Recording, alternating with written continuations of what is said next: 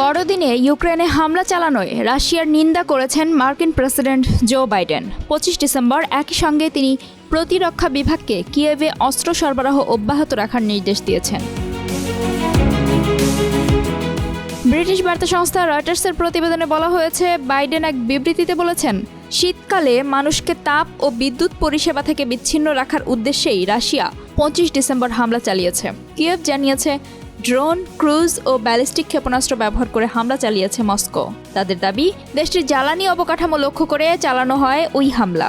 স্থানীয় কর্তৃপক্ষের মতে, হামলায় উত্তর পূর্বাঞ্চলীয় খার্কিভে অন্তত 6 জন ও দিনিপ্রো পেত্রোভস্কে 1 জন নিহত হয়েছেন।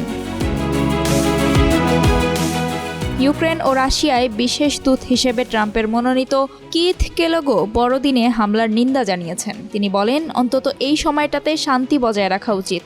তারপরও ভয়াবহ হামলার শিকার হয়েছে ইউক্রেন। যুক্তরাষ্ট্র এখন ওই অঞ্চলে শান্তি ফিরিয়ে আনতে আরও বদ্ধপরিকর। প্রায় 3 বছর ধরে চলা রাশিয়া ইউক্রেন যুদ্ধে এখন অবধি $17,500 কোটি সামরিক সহায়তার অঙ্গীকার করেছে যুক্তরাষ্ট্র। তবে আসছে 20 জানুয়ারি হোয়াইট হাউসে বসছেন ডোনাল্ড ট্রাম্প। তারপর পরিস্থিতি কোন দিকে মোড় নেয় তা নিয়ে রয়েছে অনিশ্চয়তা। এদিকে জেলেনস্কিকে একসময় বিশ্বের সেরা বিক্রেতা বা the greatest salesman on earth বলে কটাক্ষ করেছেন ট্রাম্প। ট্রাম্প দাবি করেছেন, যুদ্ধের খুব দ্রুত সমাপ্তি দেখতে চান এবং তিনিই সেটা বাস্তবায়ন করতে পারবেন।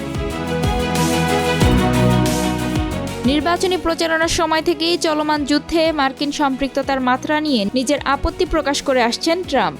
তার দাবি, ইউক্রেনকে সহায়তা করতে গিয়ে যুক্তরাষ্ট্র অনেক আর্থিক বোঝা বহন করছে। এ কারণে কিয়েভের ইউরোপীয় মিত্রদের আরও আর্থিক দায় বহন করতে বলেন তিনি। যদিও বাইডেন প্রশাসনের আমলে মার্কিন কংগ্রেস ইউক্রেনে সামরিক সহায়তা বজায় রাখা বা সহায়তার আওতা বৃদ্ধি করা নিয়ে একটা দৃঢ় অবস্থানে ছিল, তবে ট্রাম্পের আমলে এই সহায়তার ভবিষ্যৎ নিয়ে ইউক্রেন সমর্থকদের মধ্যে দেখা দিয়েছে শঙ্কা।